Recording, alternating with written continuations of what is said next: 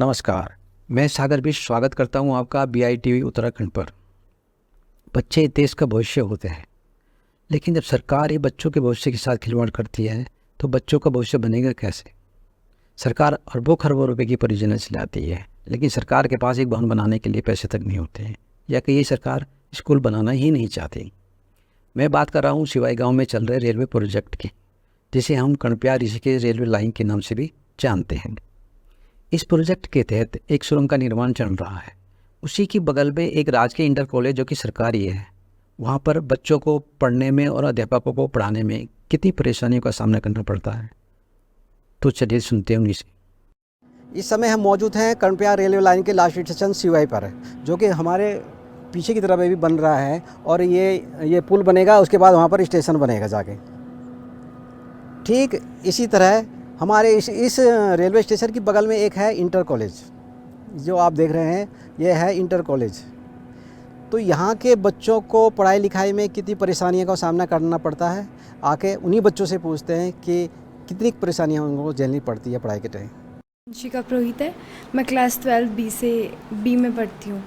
तो सबसे पहले तो मैं ये बताऊँगी कि यहाँ पे रेलवे के कारण बहुत ज़्यादा प्रॉब्लम हो रही है। जैसे जिस टाइम पे मतलब जैसे आजकल गर्मियों का मौसम है तो पूरी धूल सूख जाती है, तो शूज़ वगैरह, कपड़े वगैरह बहुत ज़्यादा गंदे हो जाते हैं। और टैंकर तो आते हैं पानी के डालने के लिए, पर वो इतना पानी डाल देते हैं कि वो कीचड़ में बदल जाता है, तो उस पर भी बहुत प्रॉब्लम होती है। जैसे सुबह आई तो उस टाइम पूरा ड्राई हो रखा है, पूरे कपड़े गंदे, घर जाते टाइम पूरे भिगा देते हैं और पानी से उस टाइम भी कपड़े गंदे। बरसात के टाइम पे इतना ज़्यादा कीचड़ हो जाता है कि पूरी प्रॉब्लम हो जाती है। कभी कभार तो कोई बच्चे फिसल भी जाते हैं, तो कोई दूर से भी आते हैं तो मतलब वो दोबारा घर तो नहीं जा सकते कपड़े चेंज करने, इस कारण बहुत सारी प्रॉब्लम आती है।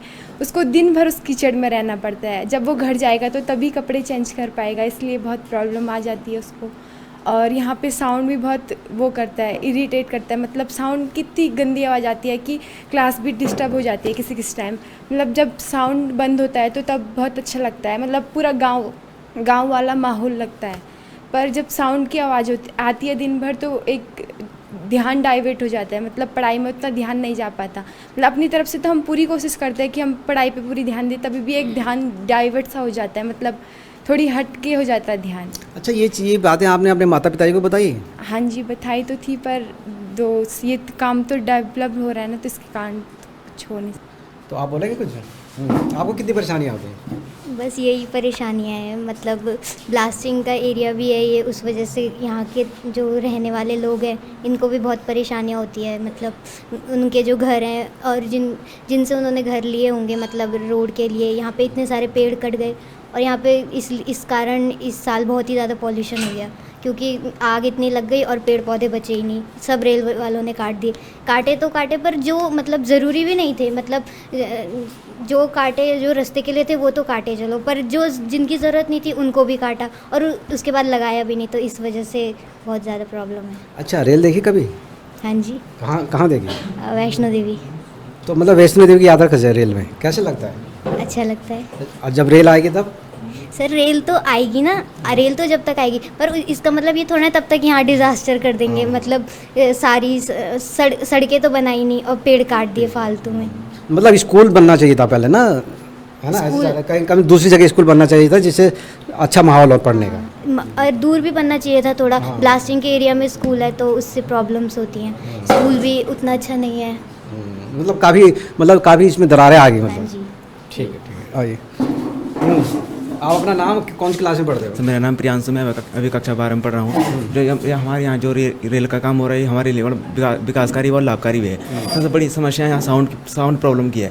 इस साउंड से मतलब अपने स्टडी पर ध्यान दे रहे हैं, जिस कारण हमने मतलब रेल वालों से मतलब बात भी की थी इस बारे में कि हमको मतलब जैसे मतलब कहीं जो बच्चे लोग कहीं दूर से आते हैं उनके लिए मतलब रास्ते रूस्ते बनाने की वो तैयारी करने के लिए, पर उन्होंने अभी हमारे मतलब जो हमने बोला था उनको हमारी बातों को उन्होंने आगे बोला नहीं, कुछ नहीं।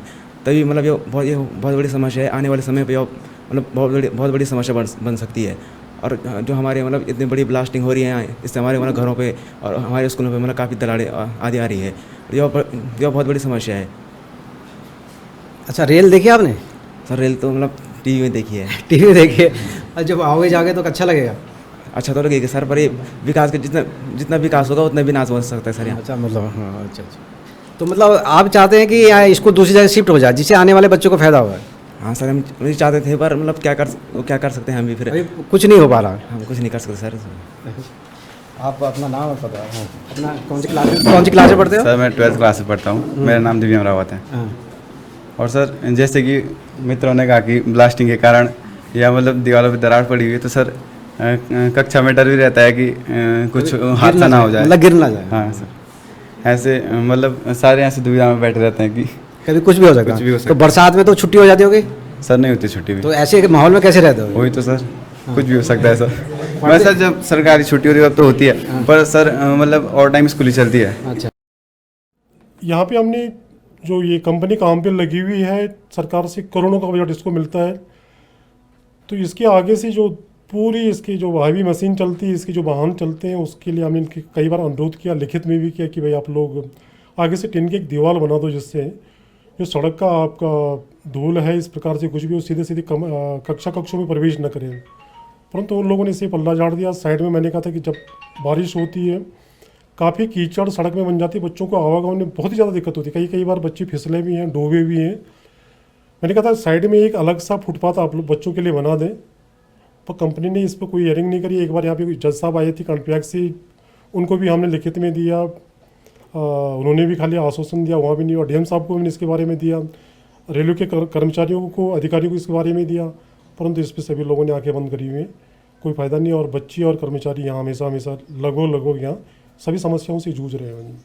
अच्छा, बरसात में तो मेरे को लगता है ये स्कूल को बंद करना पड़ता होगा, इतना कीचड़ हो जाता होगा।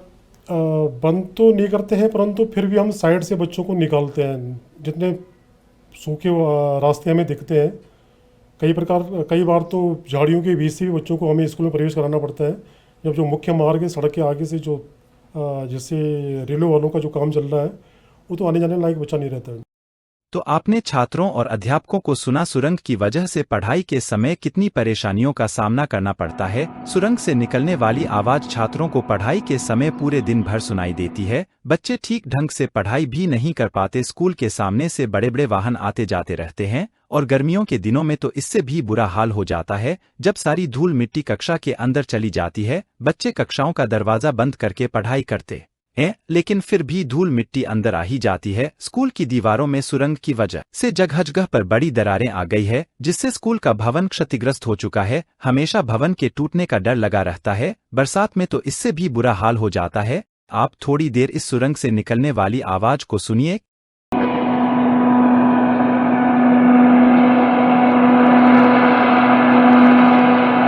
क्या आप इस आवाज को बर्दाश्त कर पाओगे?